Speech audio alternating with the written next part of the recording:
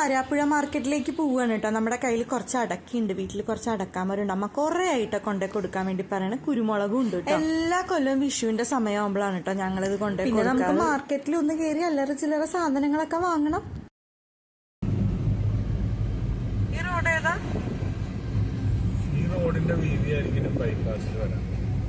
ഇത് national highway 66ന്റെ പണി നടക്കുന്നത്.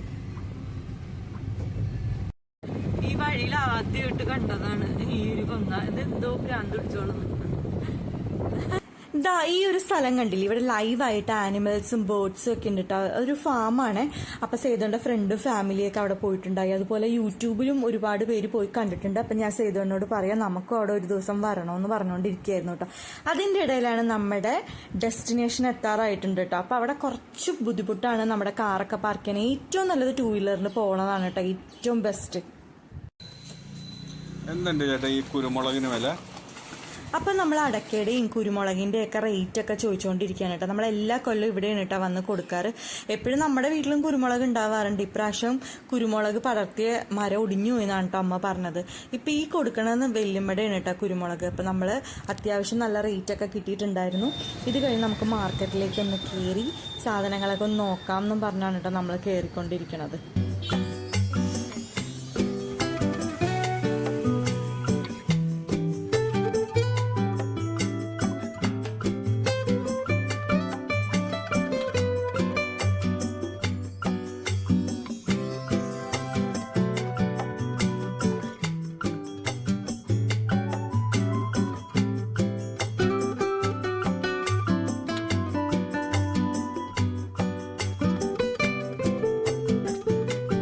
മാർക്കറ്റിൻ്റെ അകത്ത് കയറിയപ്പോഴത്തേക്ക് ഞാൻ ആകെ ഞെട്ടിപ്പോയി കേട്ടോ. കാരണം ഒരുപാട് വെറൈറ്റി മീനുകൾ, ചെമ്മീൻ തന്നെ എത്ര വെറൈറ്റി ചെമ്മീനാണ്.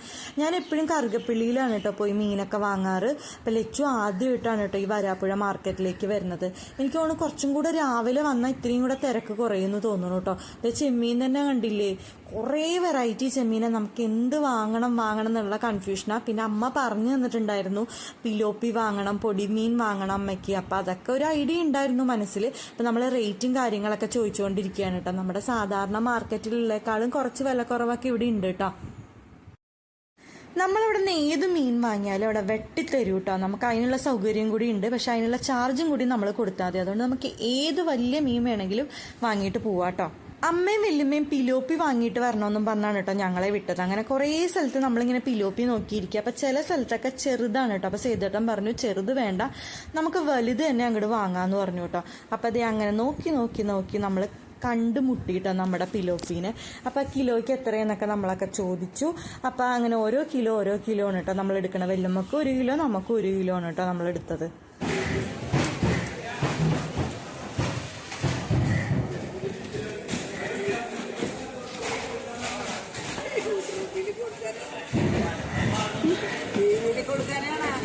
യൂട്യൂബിലിടാൻ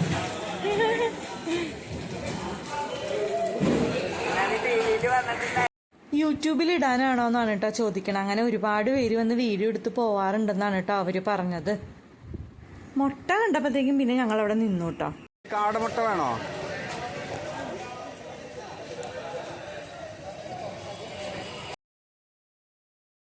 പച്ചക്കറിയുടെ സെക്ഷൻ കണ്ടപ്പോൾ സേതുട്ടൻ പറഞ്ഞാൽ കുറച്ച് പച്ചക്കറിയും കൂടെ അങ്ങ് വാങ്ങിക്കോ, കാരണം വിഷുവും കൂടിയല്ലേ വരണത്. അപ്പോൾ ഞാൻ പറയണതെന്ന് വെച്ചിട്ടുണ്ടെങ്കിൽ ഈ മാർക്കറ്റ് എന്ന് പറഞ്ഞാൽ ഭയങ്കര നീറ്റ് ആൻഡ് ക്ലീൻ ആണ് കേട്ടോ. നമുക്ക് സുഖമായിട്ട് വന്നിട്ട് സാധനങ്ങളൊക്കെ വന്ന് വാങ്ങിയിട്ട് പോവാം കേട്ടോ. ഇത്രയും നീറ്റായിട്ടുള്ളൊരു മാർക്കറ്റ് ഞാൻ കണ്ടിട്ടേ ഇല്ല കേട്ടോ. അപ്പോൾ നമ്മൾ എന്തായാലും വന്നതല്ലേ, കുറച്ച് പച്ചക്കറിയും കൂടെ അങ്ങോട്ട് വാങ്ങാമെന്ന് വിചാരിച്ചു കേട്ടോ. അപ്പോൾ അതേ മധുരക്കിഴങ്ങ് കണ്ടപ്പോഴത്തേക്ക് ഞാൻ അവിടെ നിന്നു കേട്ടോ. എനിക്കിഷ്ടമല്ല, ലച്ചുവിന് ഭയങ്കര ഇഷ്ടമാണ് കേട്ടോ. അപ്പോൾ ഈ മധുരക്കിഴങ്ങ് ഇഷ്ടമുള്ളവരൊന്ന് കമൻറ്റ് ചെയ്യൂ കേട്ടോ. അപ്പം ഞാൻ ആ ചെറുക്കനോട് പറയുകയാണ് എന്താണ് നല്ലത് നോക്കി എനിക്ക് എടുത്ത് തായോ എന്ന് പറയുകയാണ്. അപ്പം അത് കുഞ്ഞിതൊക്കെ എടുത്ത് പെരുക്കിയിടണം കേട്ടോ. അപ്പം ഞാൻ വിചാരിച്ചു ചെറുതിനേക്കാളും നല്ലത് വലുതാണല്ലോ എന്ന് വിചാരിച്ച് ഞാൻ എനിക്ക് വലുത് മതി എന്ന് പറഞ്ഞുകൊണ്ടിരിക്കുകയായിരുന്നു കേട്ടോ. അപ്പം ഞങ്ങൾ അതൊക്കെ വാങ്ങി പിന്നെ പുറത്തേക്ക് ഇറങ്ങിയാണ് കേട്ടോ.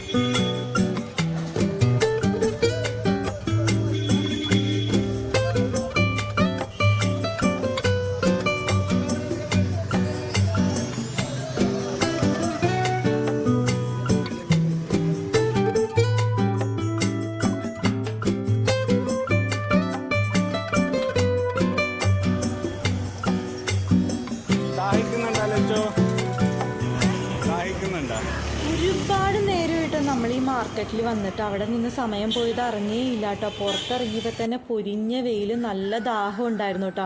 അപ്പം എന്തെങ്കിലും നമുക്ക് കുടിച്ചിട്ട് പോകാമെന്ന് പറഞ്ഞുകൊണ്ടിരിക്കുക. അപ്പം അതേ നമ്മളിങ്ങനെ നടക്കുമ്പോഴാണ് കേട്ടോ പള്ളി കാണുന്നത്. അതൊരു എന്താ പറയുക, പള്ളി കണ്ടപ്പോഴത്തേക്ക് നമുക്കൊരു കൗതുകം തോന്നിയിട്ട് ഒരു ഡിഫറെൻ്റ് ആയിട്ടുള്ളൊരു ഷേപ്പാണ് കേട്ടോ ഈ പള്ളിക്കുള്ളത്. അപ്പോൾ ലച്ചു എന്നോട് ചോദിച്ചുകൊണ്ടിരിക്കുകയാണ്, അമ്മ അടിപൊളിയാണല്ലോ, ഇത് എന്ത് ഷേപ്പാണ് അമ്മയെ പള്ളി എന്നൊക്കെ ചോദിച്ചുകൊണ്ടിരിക്കുക. നമ്മൾ കുറച്ച് നേരം അവിടെ നിന്ന് വീഡിയോ ഒക്കെ എടുത്തിട്ട് നമ്മൾ നേരെ നടക്കാം. നമുക്ക് നടക്കാൻ ഒത്തിരി ഉണ്ട് കേട്ടോ. കാറ് പാർക്ക് ചെയ്തേക്കുന്ന ഒരുപാട് ദൂരെയാണ് കേട്ടോ. ഏറ്റവും നല്ലത് നമുക്ക് 2 വീലറിന് വന്ന് വാങ്ങിയിട്ട് പോണതാണ് കേട്ടോ. മാർക്കറ്റിൻ്റെ ഫ്രണ്ടിലോ അല്ലെങ്കിൽ മാർക്കറ്റിൻ്റെ അകത്തോ സ്ഥലം ഉണ്ട് കേട്ടോ നമുക്ക് വണ്ടിയൊക്കെ പാർക്ക് ചെയ്യാനായിട്ട്.